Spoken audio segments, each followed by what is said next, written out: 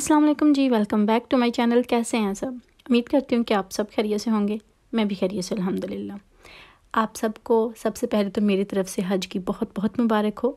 और उसके बाद मैं आपको अपना बताती हूँ कि हमारे साथ क्या हुआ था। ईद जैसा कि पास आ रही है, अभी हमारे पास तो एक ही रात रह गई है ईद में। तो वैसे वैसे जो है ना, हमारे घर में अजीब सा माहौल बनता जा रहा है। वो इस तरह से कि हमेशा ऐसा ही होता है, समटाइम जब कोई आपके लिए स्पेशल मौका हो तो उस पर थोड़ा काम ख़राब हो जाता है।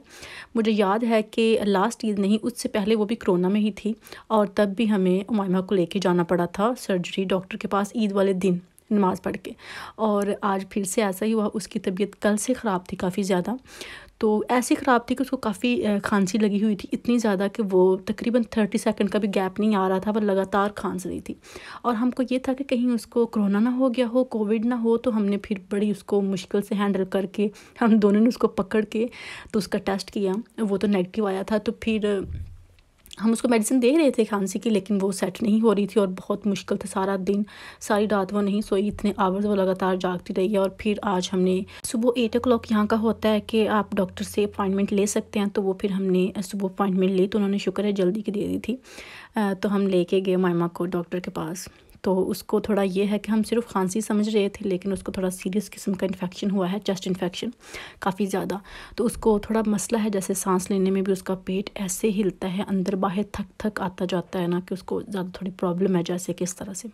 तो अभी ये है, डॉक्टर ने मेडिसिन तो दी है, लेकिन साथ ये भी है कि उसका जो ऑक्सीजन लेवल है ना, वो भी थोड़ा कम हो गया। तो उसकी वजह से ये है कि अगर 24 आवर्स में वो सेटल ना हुई, थोड़ा सा ठीक ना हुई, तो फिर आप इसको ऑक्सीजन देने की ज़रूरत पड़ेगी। तो फिर ज़ाहिर सी बात है, हॉस्पिटल लेके जाना पड़ेगा। तो ईद वाले दिन ये सब कुछ होगा। तो दुआ करें प्लीज़ कि वो भी ठीक हो जाए। और बहुत मुश्किल था आज का दिन भी, कल का दिन भी। बच्चा जब ठीक ना हो, मुझे लगता है, कभी लगता है कि माँ बाप को कुछ नहीं होना चाहिए, कभी लगता है कि बच्चों को कुछ नहीं होना चाहिए। तो हकीकत बात यह है कि किसी को भी कुछ नहीं होना चाहिए। अल्लाह पाक हर इंसान को ही सेहत और तंदुरुस्ती वाली लंबी ज़िंदगी अता फ़रमाए, क्योंकि जब किसी को तकलीफ़ होती है तब पता चलता है उस बॉडी के हिस्से का कि इसकी कितनी कदर है, कितनी वैल्यू है।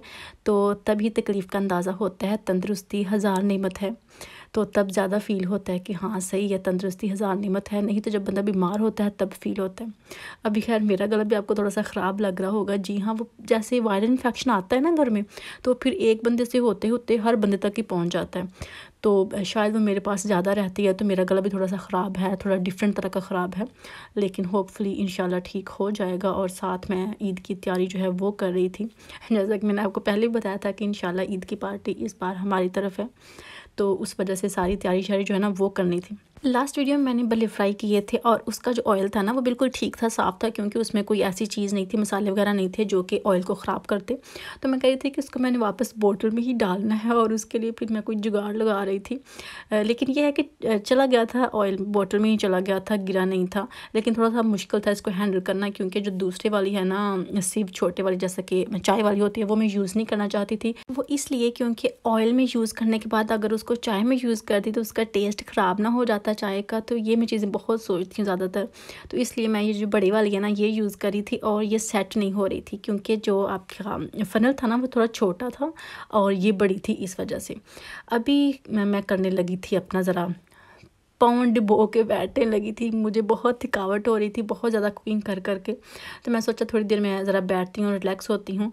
और उसके लिए मैं हमेशा यही यूज़ करती हूँ। ये मेरे पास जो फुट मसाजर है नाम का, इसका यही है बस फ़ायदा कि इसका जो पानी है वो ठंडा नहीं होता। मुझसे अक्सर पूछते हैं जब भी मैं वीडियो में शेयर करती हूँ कि इसका फ़ायदा बस ये है इसका कि इसका पानी जो है वो ठंडा नहीं रहता। जितना आपने टेम्परेचर सेट किया हो उतना ही इसका पानी जो है ना वो आपको लगातार गर्म ही मिलेगा। तो बस यही इसका फ़ायदा है, और इसका कोई भी फ़ायदा नहीं है। थोड़ा बंदा रिलैक्स हो जाता है पाँव डुबो के बैठा, और इसके अलावा कोई नहीं मैं कह सकती। इस बार मेरे पाँव बहुत ख़राब हुए हैं, नीचे से भी और ऊपर से भी बहुत ख़राब हुए हैं, क्योंकि मुझे लगता है ज़्यादा टाइम हो गया मैंने इनको अच्छे से साफ़ सुथरा नहीं किया। और यहाँ पे आपको पता है, मुझसे पूछा भी था एक दो सिस्टर ने कि नमाज़ पढ़ने की वजह से यहाँ पे जो निशान पड़ जाते हैं, या आप मेरे भी देख सकते हैं। लेकिन अगर मैं आपको अपना बताऊँ तो मुझे नहीं लगता कि ये निशान नमाज़ पढ़ने की वजह से पड़ते हैं, क्योंकि नमाज जो है अगर आप जितनी रकत होती हैं उतनी एवरेज, उतने मिनट की आप एवरेज लगा लें कि इतने की नमाज़ होती है। और उसमें हम सारा टाइम तो यहाँ पे नहीं ना वज़न दे के बैठते। तो उसका कोई मसला नहीं होता। वैसे मुझे अपनी जो आदत है ना वो मैं बताती हूँ कि जैसे नमाज़ में बैठते हैं ना पाँव करके, वैसे मुझे सारा दिन बैठने की आदत है। जैसे मैंने जब कपड़े कटिंग करने हो तब भी मैं ऐसे बैठती हूँ, अगर मैंने कपड़े प्रेस करने हो तब भी मैं ऐसे बैठती हूँ। तो ये निशान मेरे ज़्यादा डार्क हो जाता है। तो उसके लिए ये है कि अगर आपको लगता है कि नमाज की वजह से भी ये सब है, आपके पाँव पे निशान पड़ रहा है, तो फिर आपको लगातार केयर करने की ज़रूरत है। आप उसको जल्दी थोड़ा रगड़ लिया करें, जैसे चमचा में मार लिया करें, तो स्क्रब कर लिया करें, तो उससे भी ठीक हो जाता है। नहीं तो अगर ज़्यादा डार्क करते जाएंगे आप, मन से उसको अच्छे से साफ़ नहीं करेंगे, तो फिर वो वहाँ पे पक्का हो जाता है, कभी भी नहीं उतरता। तो इस तरह से यह है, मेरे साथ तो खैर ऐसा ही होता है। अगर मैं जल्दी से उसको साफ़ कर लूँ तो वो फिर बिल्कुल साफ़ सुथरे मेरे पैर हो जाते हैं, और अगर उसको मैं साफ़ ना करूँ तो फिर वहाँ पर जो निशान है ना वो डार्क होना शुरू हो जाता है। तो ये मेरा एक्सपीरियंस है। मुझे तो यही लगता है, क्योंकि नमाज़ में हम इतने टाइम तो नहीं बैठते।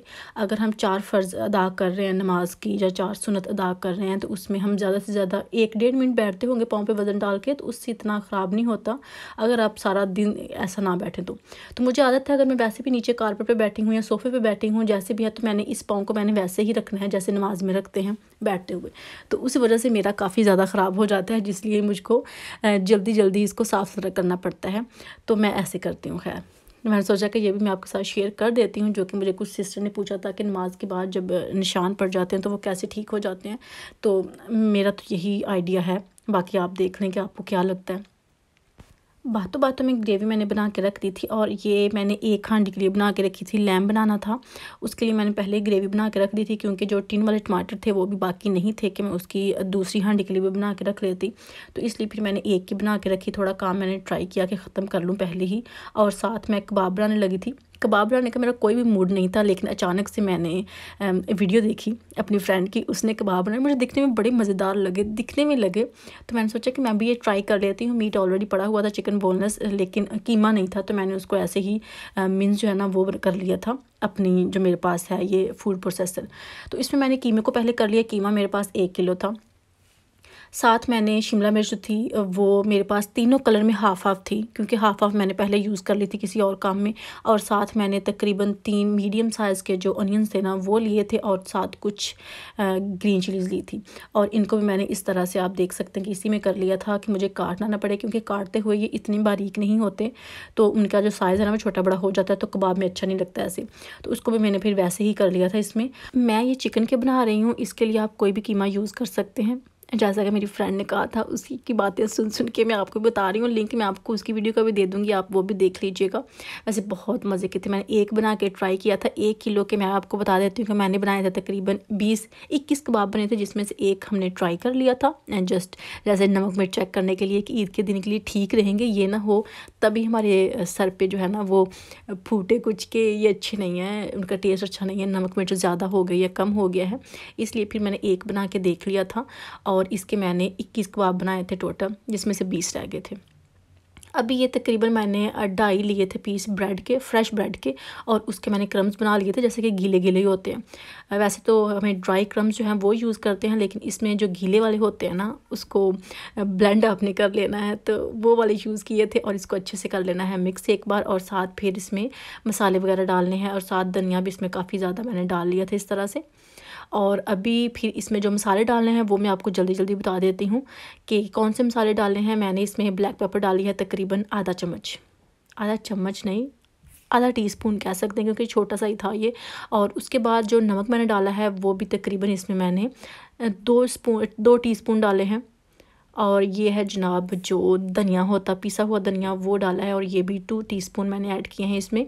और साथ पेपरिका पाउडर डाला है, वो इसलिए क्योंकि थोड़ा सा उसका कलर जो होता है ना वो चेंज हो जाए। अगर आपके पास नहीं है तो आप इसको स्किप कर सकते हैं। मैं हमेशा कहती हूँ कि वही चीज़ें डालें जो आपके पास है, जो नहीं है उसकी जगह आप कुछ और भी डाल सकते हैं। अच्छा है, टेस्ट डिफरेंट हो जाता है, आप न्यू चीज़ जो है वो बना लेते हैं।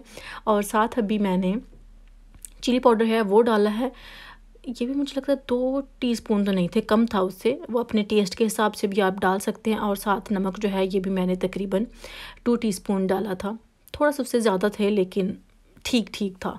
तो अभी इसको अच्छे से कर लेना है मिक्स करके। जितने कबाब आपके बनते हुए हैं बना के आप डायरेक्ट फ्रीज़, मैं तो डायरेक्ट फ्रीज़ कर देती हूँ, लेकिन मेरी फ्रेंड ने अपनी वीडियो में ये शेयर किया था कि डायरेक्ट नहीं, उनको वो थोड़ा सा फ्राई करके तो फिर फ्रीज़ कर देती हैं, और जब इनको रेडी करना हो तो माइक्रोवेव में उनको वो रेडी कर लेती हैं। तो वो बस जी रेडी टू गो हो जाते हैं। और जी यही थी मेरी आज की वीडियो। अगर आपको मेरी आज की वीडियो अच्छी लगी हो तो प्लीज़ वीडियो को लाइक करना मत भूलिएगा, शेयर कीजिएगा और कमेंट करके बताइएगा कि आपको आज की वीडियो कैसी लगी। और ढेर सारी दुआ कीजिएगा हमारे लिए, हमारी फैमिली के लिए और स्पेशली उमाइमा के लिए कि अल्लाह ताला उमाइमा को सेहत अता फरमाए और हर बीमार को ही सेहत अता फरमाए। इंशाल्लाह नेक्स्ट वीडियो में फिर मुलाकात होगी, तब तक के लिए अल्लाह हाफिज़।